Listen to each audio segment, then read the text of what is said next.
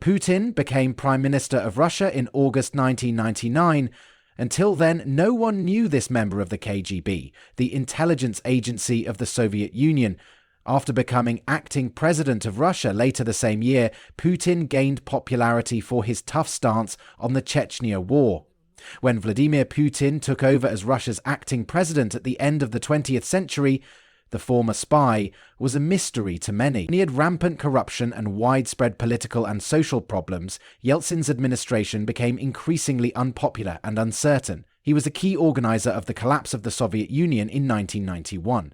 His tenure was a transition from a state-run communist economy to a free market economy. This is a difficult time for Russia.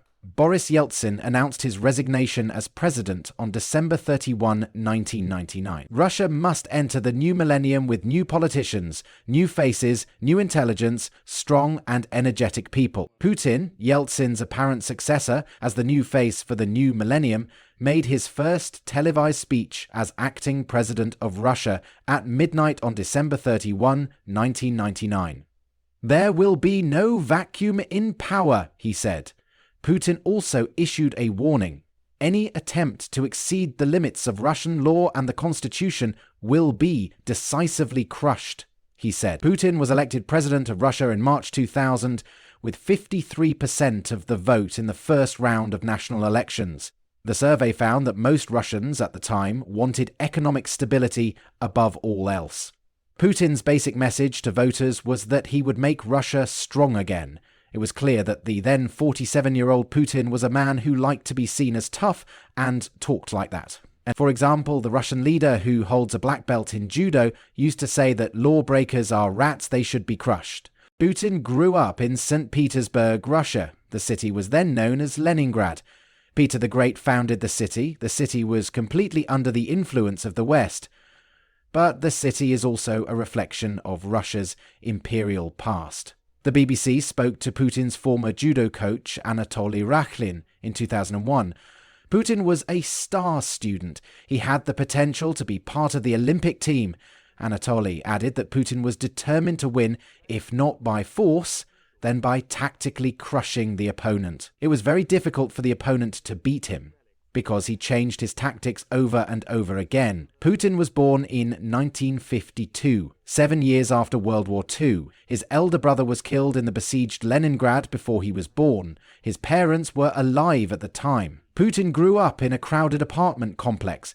Many families had to use a single bathroom and kitchen. "I had to live with rats and mice." Putin recalled in his autobiography how he had to fight rats on the stairs as a boy. Putin's childhood friend is psychologist Maria Osarina. He told the BBC in 2003 that growing up in a tough environment meant survival of the fittest. Being the eldest child of his parents, he was small, thin, and weak, and so it was important for him to be strong so that he would not have to be beaten. Maria said Putin's family had strong values of duty, patriotism, and loyalty. His parents loved him very much. Putin was the center of their lives. He was a much-loved son of his parents. But they were very adamant. They didn't show their emotions. Putin's father was very cold outside, and his mother was the same way. They couldn't even think of kissing their son in public. Sergei Kudrov is Putin's schoolmate. He told the BBC in 2001 that friends and acquaintances remembered the young Putin as intelligent, but self-absorbed. He was never the center of attention. He likes to influence any event from a distance. His character was very different from that of the previous President Yeltsin. Putin is an introvert who believes in action, not words. Putin had a romanticism about being a KGB spy and serving the country in disguise. Perhaps it was the perfect job for someone like him, who preferred to avoid stardom. The 1968 Soviet spy film The Shield and the Sword inspired Putin to join the spy agency. Putin has never wavered from his childhood ambition of becoming an intelligence officer. Through university studies and KGB training, he became an intelligence officer. When Putin was 16, he went to the local KGB headquarters and asked for a job. They told Putin to study law and then wait. 6 years later, the intelligence agency appointed Putin. Putin has enjoyed the double life of a spy for more than 16 years. He was serving in East Germany when the Berlin Wall fell. Then he returned to a Russia whose old certainties had been shattered. In 1991, Putin became deputy to the new mayor of Leningrad, Anatoly Sobchak. The Kremlin later replaced Sobchak with Putin after he was defeated in the vote. And the end of Yeltsin's administration, when he was in the doldrums until he became prime minister in 1999, Putin had made his place in everyone's eyes. An unknown person suddenly became a familiar name. Putin has been in power for 25 years. No one has ruled Russia for as long as Joseph Stalin. Putin is 72 years old. He is serving his 5th term as president.